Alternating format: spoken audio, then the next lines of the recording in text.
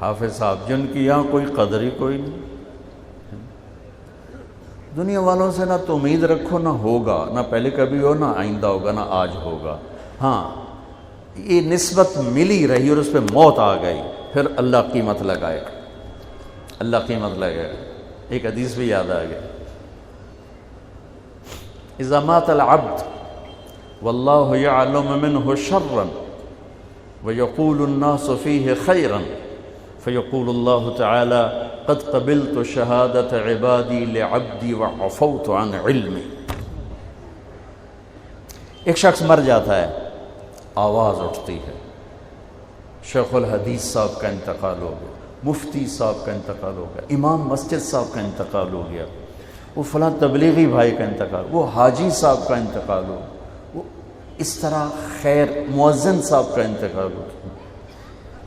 ایک آواز اٹھتی ہے لوگوں میں اس کی اچھائی کی، مختلف نسبتوں سے یہ پیش ہوتا ہے اور ہے کام خراب، تو اللہ تعالیٰ اسے فرماتے ہیں مجھے تو پتہ ہے تو غلط آدمی، واللہ یعلم منہ شرا، مجھے پتہ ہے تو غلط آدمی، لیکن یہ میرے بندے کہہ رہے ہیں تو بڑا نیک آدمی، تو چل میں اپنے علم کو چھوڑتا ہوں، اپنے بندوں کے علم پہ فیصلہ کر کے تجھے معاف کرتا ہوں. جاؤ. یحییٰ بن اکثم کا انتقال ہوا تو وہ خواب میں کسی کو ملے، مامون دور کے بغداد کے مفتی اعظم. انہوں نے پوچھا کیا ہوا؟ کہ اللہ نے سامنے کھڑا کر کے فرمایا یا شیخ السوء فعلت کذا، یا شیخ السوء فعلت کذا. ارے نافرمان بوڑھے کیا کیا کر کے آئے ہو میرے پاس. علم کی کیا شان ہے، سبحان اللہ. وہ کہنے لگے میں نے آگے سے کہا کہ یا اللہ میں نے تیرے بارے میں یہ نہیں سنا جو تو مجھ سے کہہ رہا ہے. تو کہنے لگے اللہ نے فرمایا تو نے کیا سنا ہے میرے بارے میں؟ کہا حدثنی عبد الرزاق عن معمر عن الزہری عن عروۃ بن الزبیر عن عائشہ رضی اللہ عنہا عن رسول اللہ صلی اللہ علیہ وسلم عن جبریل قال قال اللہ تعالی انی استحیی ان اعذب ذا شیبۃ فی الاسلام وانی شبت فی الاسلام. کہ یا اللہ مجھے عبد الرزاق نے بتایا، انہیں معمر نے بتایا، انہیں زہری نے بتایا، انہیں عروہ بن زبیر، انہیں حضرت اماں عائشہ رضی اللہ تعالی عنہ، انہیں تیرے محبوب صلی اللہ علیہ وسلم نے، انہیں تیرے فرشتے جبریل نے، جبریل کو تو نے بتایا کہ تو یہ کہتا ہے کہ جب کوئی اسلام میں بوڑھا ہو کے مرتا ہے تو مجھے عذاب دیتے ہوئے شرم آتی. تو ویکھتا صحیح میں تو بڈھا آیا تیرے کو. تو کہنے لگے اللہ نے فرمایا صدق عبد الرزاق وصدق معمر وصدق زہری وصدق عروہ وصدقت عائشہ وصدق حبیب وصدق جبریل وانا اصدق القائلین غفرت لک.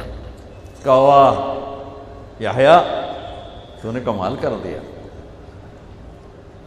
عبد الرزاق نے بھی سچ کہا، معمر نے بھی سچ کہا، زہری نے بھی سچ کہا، عروہ نے بھی، عائشہ نے بھی، میرے محبوب نے بھی، جبریل نے بھی، میں سارے سچوں کا سچا، جا تجھے معاف کیا.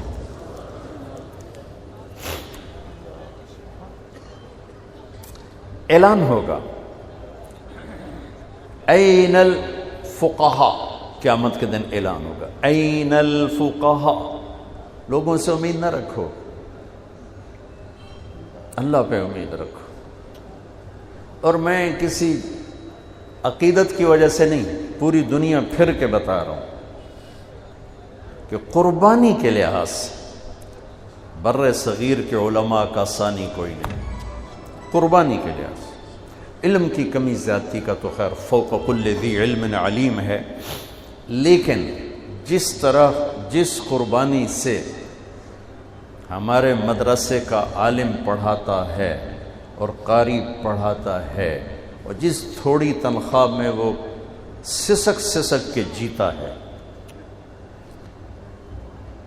اس کی مثال پوری دنیا میں کوئی نہیں. پوری دنیا.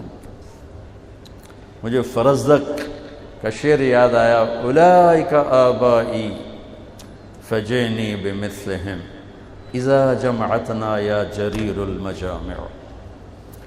اور تھوڑے سے ترمیم کے ساتھ فرزدق کی روح سے معذرت کے ساتھ ان بچوں کو دیکھ کے میں شعر میں تبدیلی کر رہا ہوں، اولئک ابنائی فجئنی بمثلہم اذا جمعتنا یا جریر المجامع۔ میں حقیقت بتا رہا ہوں، میں تمہیں جنید بغدادی بھی نہیں بنا رہا، ان کو ابو حنیفہ بھی نہیں بنا رہا، لیکن دنیا اللہ نے پھیرائی ہے، اور میں بصیرت کے ساتھ کہہ رہا ہوں کہ قربانی کی جو تاریخ بر صغیر کے، پورے بر صغیر میں ہندوستان، بنگلہ دیش، پاکستان، یہ جو تاریخ لکھ کے جا رہے ہیں، وہ تو مورخ قلم اٹھائے گا تو آنے والی نسلیں پڑھیں، اس کا ثانی کوئی۔ اتنی تھوڑی تنخواہ کہ نزلہ ہو جائے نا، صرف نزلہ، تو اپنی تنخواہ سے دوا نہیں خرید سکتا۔